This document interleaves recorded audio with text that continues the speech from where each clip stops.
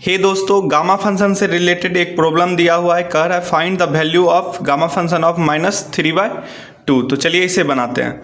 तो इससे पिछले वीडियो में जो है हम लोग बनाए थे जिसमें कि दिया हुआ था गामा फंक्शन ऑफ -7/2। तो इसका जो वैल्यू निकाले थे वो आया था हमारे पास 16√π/105 ये आया था। अब हम चलिए इसे फिर से बनाते हैं। तो इसके लिए जो है हमें कुछ प्रॉपर्टीज़ का यूज करना है। तो एक प्रॉपर्टीज़ हमारे पास था gamma function of n, gamma function of 1 - n equal to π/sin n pi. तो ये वाला जो है हमें प्रॉपर्टी यूज करना है, ये प्रॉपर्टी यूज करेंगे। और एक प्रॉपर्टी ये भी यूज करना है, अगर n+1 हो तो इसे हम लोग लिखते हैं n gamma function of n। तो ये भी प्रॉपर्टी यूज करेंगे और ये प्रॉपर्टी यूज करेंगे।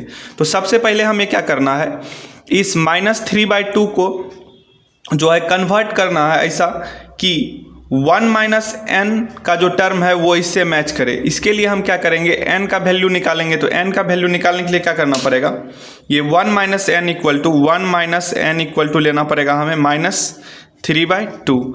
तो इससे जो है n का वैल्यू आ जाएगा 1 + 3/2 जो कि n का वैल्यू हो जाएगा 5/2। तो इससे पता चल गया n का वैल्यू। और हम लोग लिखेंगे वी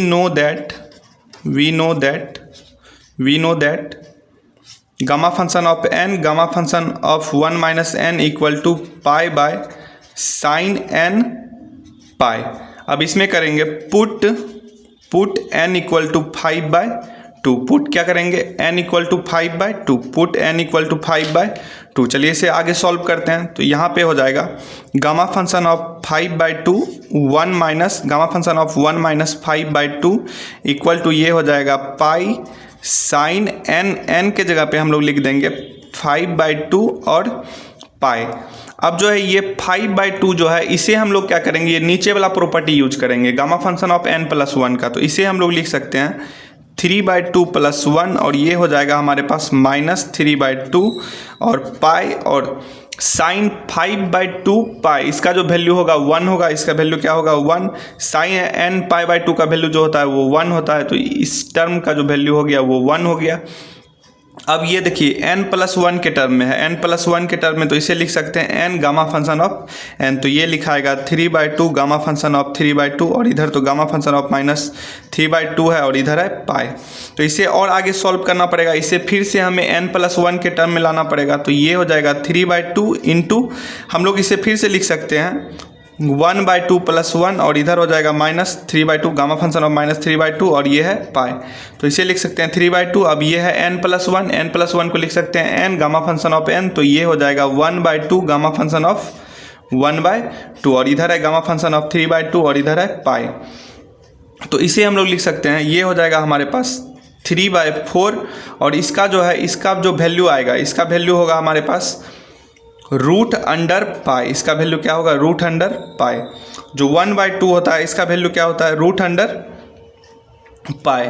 और इधर है gamma function of -3/2 equal to pi. अब इससे जो है इस वैल्यू को हम लोग उस तरफ भेज देंगे। तो ये हो जाएगा गामा फंक्शन ऑफ -3/2 पाई। 4 जो है ऊपर चले आ जाएगा और जो है 3 और √पाई जो ये नीचे आएगा।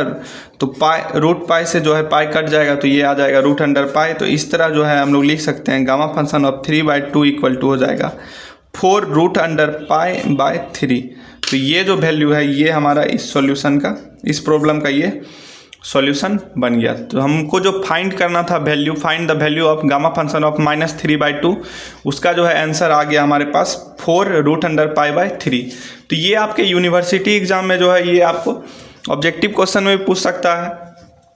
ठीक, अगर आपके पास एक ही क्वेश्चन में 2 प्रॉब्लम अगर दिया होगा तो उसमें से एक प्रॉब्लम में से पूछ सकता है। तो इसी तरह का वीडियो देखने के लिए आप हमारे चैनल को सब्सक्राइब करें और अपने दोस्तों के साथ ज़रूर शेयर करें। ठीक, आपको नीचे है डिस्क्रिप्शन बॉक्स में सारा जो है गामा फंक्शन और बीटा फंक्शन का प्लेलिस्ट मिल जाएगा। तो वहाँ से आप सारे वीडियो को देख सकते हैं। Thank you.